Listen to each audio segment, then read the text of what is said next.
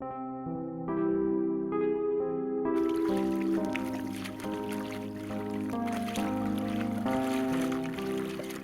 est au bord du Der, bien évidemment, pour les World Carp Masters. Et ce matin, on a un petit peu tourné avec mon camarade pour trouver des équipes françaises. On est très contents, on en a trouvé deux. Et on va s'entretenir avec donc une première équipe qui est en poste du côté de la presqu'île de Nemours. C'est ça. C'est bien ça, sur le numéro 28. 28, ok. Donc on est avec Anthony Dintra. Et pour moi, c'est Nicolas Leleu. Ok, d'accord. Depuis le début de la compétition, comment ça s'est passé pour vous alors? Alors, on va commencer par le début, c'est le tirage au sort, la grande étape du tirage au sort. Hein. Donc nous on connaissait très peu le lac, on a eu quelques informations par des locaux. On connaissait à peu près les bonnes zones du lac et on s'est un peu appuyé sur l'historique de la compétition puisque la compétition a eu lieu l'année dernière également. Donc une petite déception au tirage au sort, sur le papier on n'avait pas tiré le meilleur secteur. Mais bon, après il y a du poisson à faire partout, c'est un grand lac. Donc ça fait 2 jours qu'on s'attelle pour essayer de capturer une carpe. Mais la première tendance c'est que la pêche est assez difficile. Très peu de poissons capturés par l'ensemble des équipes. Alors en effet les conditions météo ils jouent pour beaucoup puisqu'on est sur une semaine où il fait très chaud. La température passe les 30 degrés tous les jours. On a une eau également qui est très chaude et très peu oxygénée. L'eau est à 24-25 degrés depuis 2 jours. Et également, on a très peu de vent.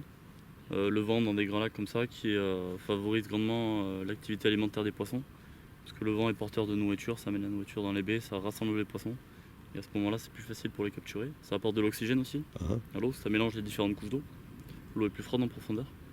Donc voilà ce qui fait que la pêche est difficile et puis forcément la pression de pêche.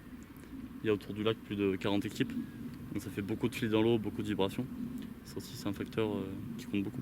D'accord, ok. Donc là c'est idéal pour aller se baigner, mais pour la pêche, moyen quoi. Si on peut résumer.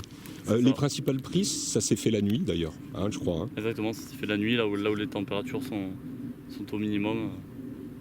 Forcément c'est des créneaux privilégiés pour les poissons pour s'alimenter.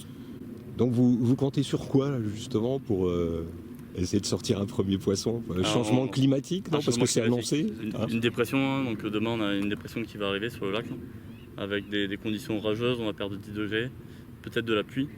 La pluie ce serait bien parce que ça aurait pour conséquence une chute de la température de l'eau, hein, s'il vient à pleuvoir en grosse quantité. Donc ça pourrait faire bouger le poisson. Ok. C'est une supposition.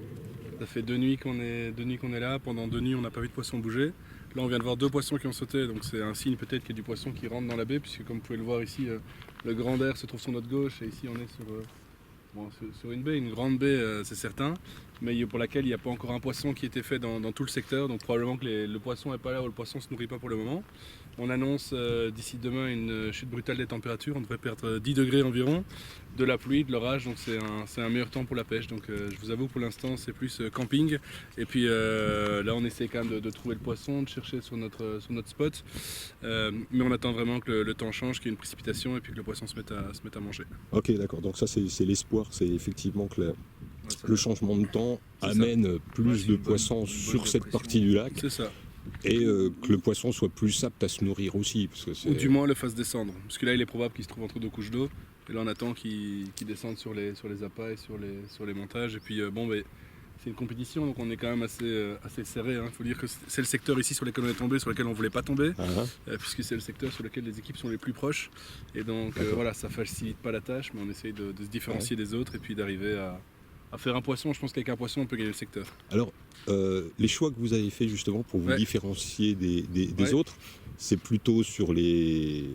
Je sais pas moi, la distance de pêche ou le type de bouillette c'est plus la quantité d'appât. La quantité d'appât, on pêche okay. Avec beaucoup moins d'appât, des cales plus précis. Donc vraiment au spot, il y a beaucoup de gens qui amorcent, mais vu qu'elles ne mangent pas, ça sert à rien. D'accord. Du coup, nous on essaie juste de cibler au moins un poisson, pas de faire rentrer un troupeau, mais juste faire un poisson. Ok. On a des Hollandais à côté de nous et puis des Italiens derrière, et tous les jours ils mettent beaucoup d'appât, donc c'est bien, ça fait grossir les poissons. Mais pour le moment ça complique la pêche. Ils ne se nourrissent pas, ça sert à rien. Et d'ailleurs, donc dans l'option que vous avez choisie, vous avez un matériel qui est bien pratique, je crois, Oui, pour amorcer avec précision. Tout à fait, ouais. Ah On a un bateau amorceur qui est une coque Anatech, mais qui ensuite est préparé par AVH Modélisme. Donc c'est quelqu'un qui va optimiser le bateau au maximum, donc qui va changer les moteurs, qui va changer les batteries. On a l'éco-sondeur dessus, on a le GPS, donc ça nous permet de mettre un point et puis de retourner à chaque fois sur le spot. Et vu que les moteurs ont été améliorés, ça nous permet d'être très, très vite en action de pêche. Ok, d'accord. C'est positif. On peut on avoir va une montrer ça. petite démonstration. Oui, tout de suite. Super. Voilà, donc on a le bateau, 3 éléments au bateau, la télécommande, le bateau en lui-même et l'éco-sondeur que Gaëtan a dans la main, qui va vous montrer. Hop.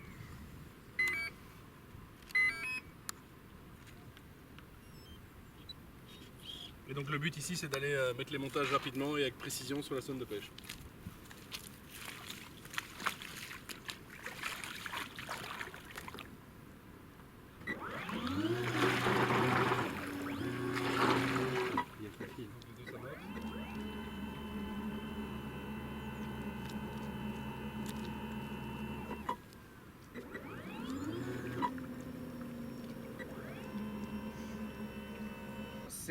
Meters. He is on the path line where I come in with the boat. He is nowhere near the Italian markers. I can see where the Italians' markers are and I can see where the boys are.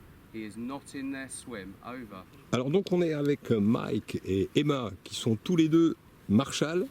C'est marqué là dans le dos. Voilà, ils sont Marshall sur la compétition et notamment sur le secteur où on vient de rencontrer 2 équipes françaises.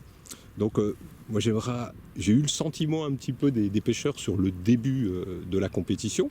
J'aimerais avoir aussi le vôtre, par exemple Mike, sur la façon dont ça se déroule pour vous en qualité de Marshall. Donc, les équipes ici sont vraiment gentilles. Toutes les équipes qu'on a, on a 10 équipes, on a des Anglais, des Allemands, des Belges, des Slovaques, des Français aussi. Et les autres pêcheurs de Sud-Afrique. Et tous les pêcheurs, ils sont vraiment cool. Ils sont des bons pêcheurs. Et toujours quand on passe, ils disent bonjour, comment ça va. Et pour nous, c'est facile quand on a des équipes comme ça. S'il y a des équipes qui sont un peu méchants ou quelque chose comme ça arrive un peu difficile pour les marcheurs. Mais pour nous, pour cette année, avec 10 équipes, c'est facile, c'est bien, on a le soleil, on a le lac de terre et on a des personnes qui sont vraiment gentilles. Okay. L'an dernier, vous étiez déjà Marshall sur l'épreuve ? Oui, j'étais dans le bassin nord, encore avec des très bien équipes. J'avais 4 équipes l'année dernière, mais pas de poissons l'année dernière. J'espère que cette année, ça va arriver. Ok. Là, on l'a vu, juste une toute petite chose, c'est une sortie de zone en fait pour une des équipes. Là. Hein, ça, c'est des petites choses qui se règlent justement avec les responsables de l'organisation. C'est un rappel à l'ordre ou est-ce que c'est un carton jaune, yellow card ? Non, on n'a pas eu besoin d'utiliser des cartes jaunes pour nous. Je pense qu'il y avait une avec une autre équipe. Parce qu'ils n'ont pas mis le veste de ceinture. Le gilet. Le gilet, oui. Sauvetage. Mais il faut avoir des gilets de sauvetage parce que je sais l'année dernière, il y avait 2 jeunes mecs sur la Cornet qui sont partis, pas dans le Concorde, mais dans un autre temps, sans gilet. Ils sont tombés du bateau, ils sont morts. Alors, pour nous, la sécurité, c'est la première chose. Il faut avoir les gilets. Et si vous n'avez pas les gilets, c'est une carte jaune. Deuxième fois, carte rouge. C'est un des règles qu'on est vraiment strict. Essentiel. Oui, c'est essentiel. Ok, d'accord. D'ici à samedi, donc fin de l'épreuve, vous espérez quoi en fait ? J'espère que les équipes qu'ils aiment la pêche, qu'ils aiment le Concorde et que tout le monde du lac de Dar ici, il voit que ces Concorde, c'est le plus bien Concorde du monde. Le WCM, j'adore. Okay. Pour moi, je pêche en Angleterre, je pêche en France aussi, mais pour moi, pour voir les équipes et comme ils pêchent là, c'est un autre monde pour moi. Et j'adore parce qu'il y a le soleil, on a la bonne nourriture, on boit bien et toutes les équipes sont gentilles. Alors pour moi, c'est comme aux vacances. Ok, il y a tout ce qu'il faut. Ouais, c'est bien.